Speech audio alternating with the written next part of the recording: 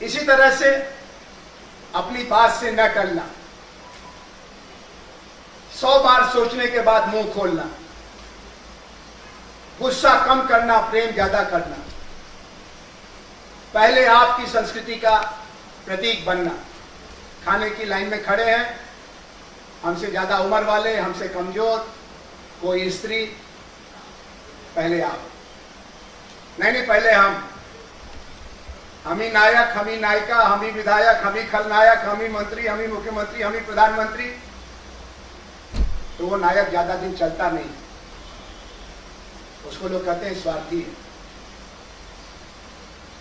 फिर सोच समझ करके कदम उठाना, यानी विवेकशील होना, ये चरित्र बल, ये भी बहुत बड़ी पूंजी है। गांधी जी का शरीर बहुत बड़ा बलवान नहीं था, गांधी जी का ज्ञान भी बहुत गहरा नहीं था। उन्होंने खुद ही लिखा कि हमसे ज्यादा समझदार थी कस्तूरबा। इंटर के बाद उन्होंने लॉ की पढ़ाई की थी, कोई पॉलिटिकल थियरी, फिलॉसफी और फिजिक्स और केमिस्ट्री तो उनके पल्ले ही नहीं पड़ती थी। लेकिन उनके दुश्मन भी कहते थे कि ये सच का दीवाना है, अहिंसा का साधक है, इसके मन में जाति को लेकर के, सांप्रदायिकता को लेकर के कोई विकार नहीं। चरित्र बल। तीसरा है बल जो आपके पास है, लेकिन दुर्भाग्य से भारत के 35% लोगों के पास नहीं हो सकता, क्योंकि उनको साक्षर होने का भी मौका नहीं मिला, ज्ञान बल। समाज में भीड़ में और नेता में फर्क होता है ज्ञान का। नेता को समस्या की समझ होती है, इसीलिए उसके घंटे 2 घंटे 4 घंटे के भाषण को लोग सुनते हैं, ताली बजाते हैं, सहमति और असहमति में सिर हिलाते हैं, और वो जो विचार देते हैं उससे अज्ञान का अंधकार दूर होता है, प्रकाश आता है, और ये ज्ञान लगातार बढ़ता रहता है। गांधी जी जब सन 42 की जेल में बंद किए गए भारत छोड़ो आंदोलन में, तो उनको उनके दोस्तों ने कहा था कि तुमने तो पढ़ा ही नहीं मार्क्सवादी साहित्य। तो मार्क्स ने बड़ी मोटी मोटी 3 खंड में पूंजी नाम की किताब लिखी थी। उन्होंने अपने सचिव प्यारेलाल जी से कहा कि जल्दी मंगाओ किताब, और उन्होंने 70 बरस की उम्र में, गांधी जी का जन्म 1869 में हुआ, 1942 जोड़ के देखना कितना हुआ। हम में से बहुत से लोग कहते हैं अब तो BA में पास हो गए, पढ़ना लिखना क्या करना। आपको जान के अच्छा लगेगा कि आज शाम को आपको एक 400 पेज की बड़ी मोटी किताब मेकर्स ऑफ मॉडर्न इंडिया मिलने वाली है, जिसमें भारत के 23 साधक साधिकाओं के मौलिक विचारों का परिचय मिलेगा। ज्ञान शक्ति आपको कार्यकर्ता से नेता बनाती है। कार्यकर्ता होना अपने आप में बहुत बड़ी जरूरत है। अगर खाली नेता ही नेता होंगे तो ये जो गली गद्दा बिछा जिस पर हम आके बैठ गए, नाश्ता कर लिया, ये कौन करेगा। लेकिन नायक मतलब ज्ञान की दिशा होनी चाहिए, ज्ञान की क्षमता होनी चाहिए, ज्ञान का आधार होना चाहिए। एक बड़े नेता हुए इस देश के जवाहरलाल नेहरू, उन्होंने 35 बरस की उम्र में जो किताब लिखी वो आज तक टिकी हुई किताब। दूसरे नेता हुए राम मनोहर लोहिया, वो जेल में बंद होने के पहले सन 42 की लड़ाई में 32 बरस की उम्र में उन्होंने मार्क्स और कम्युनिज्म के बारे में जो साहित्य लिखा उस पर आज तक चर्चा चल रही है। ज्ञान का आधार आपको भीड़ से अलग करता है। ये 3 तो हमारे निजी साधन है राजनीति में लाने के लिए, हमारा शरीर, हमारा चरित्र और हमारा ज्ञान। हम जिन परिस्थितियों में काम करते हैं वो 5 परिस्थितियां जो एक दूसरे से जुड़े हुए संसार है, उनके बीच में ही हमको हस्तक्षेप करना है, योगदान करना है। एक है हमारा समुदाय, हम जहां पर रहते हैं, जीते हैं, मरते हैं, वो धर्म और जाति और लिंग भेद और भाषा से बनी हुई दुनिया है, उसको हम कम्युनिटी कहते हैं। उसको छोड़ करके आप हवा में तलवार भांजने का काम नहीं कर सकते। आपको अपने समुदाय को जानना है, पहचानना है, उसकी अच्छाई को जानना है, उसकी बुराई को पकड़ना है। दूसरी व्यवस्था जो हमारे जीवन को, हजारों लाखों लोगों के जीवन को प्रभावित करती है, जिसमें राजनीति को भी योगदान करना होता है, वो है बाजार, मार्केट। बाजार से बहुत सारी समस्याएं होती हैं और बहुत सारे समाधान निकलते हैं। आप जानते हैं बेरोजगारी एक बड़ी समस्या है और वो बाजार से जुड़ी हुई है।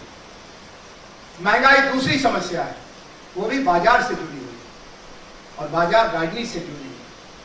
तीसरी चीज है राज्य सत्ता। राज्य सत्ता का अपना इतिहास है, तरह तरह की राज्य सत्ताएं हैं भारत में। लोकतांत्रिक राज्य सत्ता है जो लोकतांत्रिकरण की प्रक्रिया से गुजर रही है। मूलतः ये विदेशी राज्य सत्ता थी, कॉलोनियल स्टेट था, उसका लोकतांत्रिकरण 70 साल से चल रहा है और उसके चरित्र को समझना पड़ेगा, उसकी बनावट को समझना पड़ेगा। उसमें म्युनिसिपैलिटी और गांव पंचायत से लेकर संसद तक है, उसमें कार्यपालिका है, न्यायपालिका है, विधायिका है। और ये खाली सिविक्स की क्लास में पढ़ के नंबर पाने की चीज नहीं है, ये हार्ड रियलिटीज हैं। अभी भारत में अकाल पड़ा है, 12 जिलों में, 12 राज्यों में 4500 किलोमीटर की यात्रा करके लोगों को जगाने के बाद भी जब सुनवाई नहीं हुई राज्य सत्ता की, तो राज्य सत्ता के ही एक हिस्से न्यायपालिका के सामने जय किसान आंदोलन ने प्रोफेसर योगेंद्र यादव और प्रशांत भूषण की मदद से एक पिटीशन किया कि नेता नहीं सुनता, किसान बेसहारा है, हमारी मदद करो। वहां पर 8 घंटे बहस चली है। वो राज्य सत्ता का हिस्सा है, स्टेट का हिस्सा है। स्टेट के रूप में ही सरकार उसका एक बड़ा टुकड़ा है, लेकिन सरकार के अलावा भी राज्य सत्ता के और अंग होते हैं।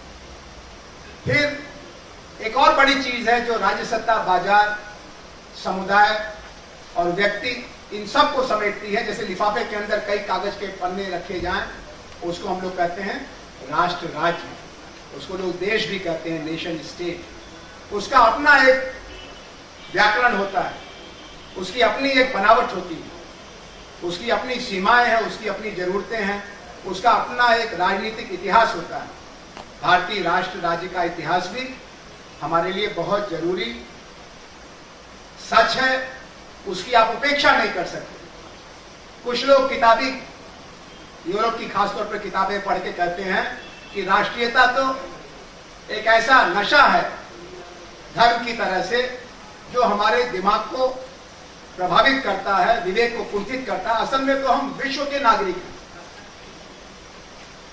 और ऐसा मान करके वो राष्ट्रीयता को, उसकी चुनौती को, उसकी जरूरतों को, उसकी सीमाओं को, उसकी ताकत को दूसरों के हवाले कर देते हैं। लेकिन राष्ट्र राज्य, उसकी बनावट, और कोई दुनिया में ऐसा राष्ट्र राज्य नहीं है जिसमें दोष नहीं है। एक बड़ा दोष होता है लोकतांत्रिक राष्ट्र राज्यों में अपने समाज के वंचित वर्गों के बारे में अनदेखी करना।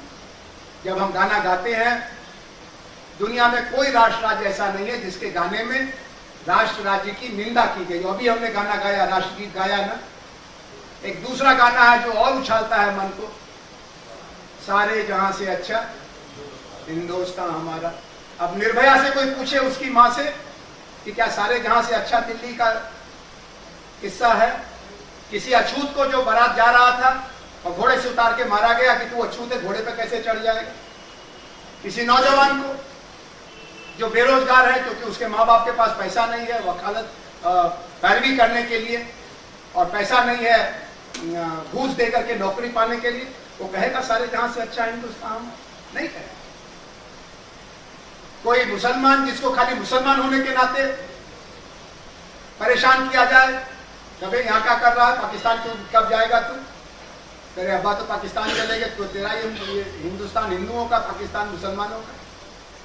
कावे मलयाली, चिंकी, भोजपुरिया, बिहारी, ये जो भावना है ये देश के निर्माण के दोषों का हिस्सा है, जिसमें गरीब को, सामाजिक विषमता के पीड़ित को, संख्या की दृष्टि से कम लोगों को हम मजाक का निशाना बनाते हैं। उसको लगातार राजनीति बदलने का काम करती है, कभी बिगाड़ती है, कभी सुधारती है। जो राजनीति लोगों के अंदर एकता की भावना पैदा करती है, जातिवाद से लड़ती है, सांप्रदायिकता से लड़ती है, क्षेत्रीयता से लड़ती है, औरतों के खिलाफ अन्याय से लड़ती है, उसको हम कहते हैं राष्ट्र निर्माण की राजनीति। और जो राजनीति घर के अंदर ही दुश्मन बनाती है, जैसे एक संगठन है, उसके सबसे बड़े नेता ने किताब में लिख रखा है कि भारत के 3 दुश्मन हैं, मुसलमान, ईसाई और कम्युनिस्ट। अब इससे उन्होंने 20% भारत को तो तोड़ दिया, अलग कर दिया।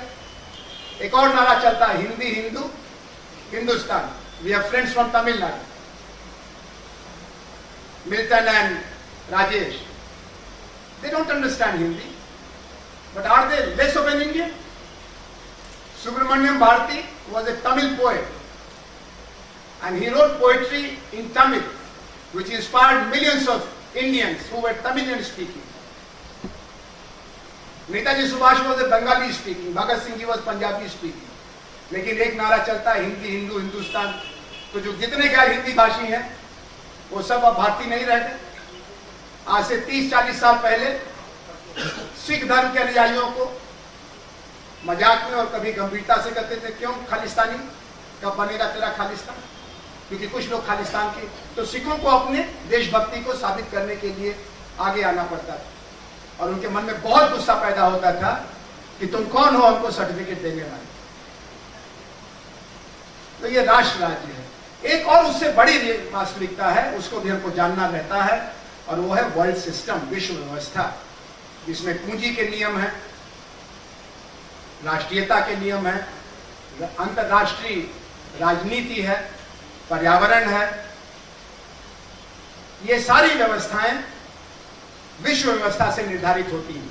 वो किसी देश के, किसी जमात की जिम्मेदारी नहीं होती, लेकिन वो प्रभावित जरूर करती हैं। अभी भारत के ऊपर ये दबाव आ रहा है कि तुम अपने यहाँ धान की खेती रोको, और गाय के गोबर से मीथेन गैस निकलती है जिससे ओजोन लेयर में छेद हो रहा है, तो गाय को गोबर देना बंद करे, ऐसा बोलो। गाय कैसे गोबर देना बंद करेगी?